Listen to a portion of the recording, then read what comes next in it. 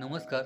आज आपण technical analysis म्हणजे काय हे पाहणार आहोत. टेक्निकल ॲनालिसिस म्हणजे शेअरच्या भूतकाळातील किमती आणि ट्रेडिंग व्हॉल्यूमच्या डेटाचा अभ्यास करून भविष्यातील किमतीचा हालचालींचा अभ्यास घेण्याची एक किमतीचा ट्रेंड ओळखणे, सपोर्ट आणि रेझिस्टन्स शोधणे, खरेदी विक्रीची योग्य निर्णय घेणे, चार्ट आणि इंडिकेटरचा वापर करणे. चार्ट म्हणजे काय? चार्ट म्हणजे किमतीच्या हालचालीचे ग्राफिकल स्वरूप. याच्यामध्ये ट्रेंड, सपोर्ट आणि रेझिस्टन्स समजतो.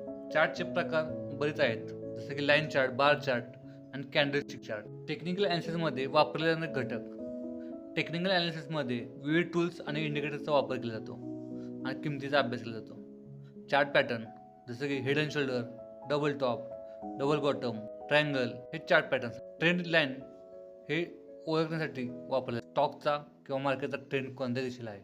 व्हॉल्यूम खरेदी विक्रीची ताकद व्हॉल्यूम दर्शवतो. इंडिकेटर्स हे RSI, MACD, मुव्हिंग ॲव्हरेज इत्यादी हे घटक एकत्र वापरले अचूक निर्णय घेणे सोपे होते.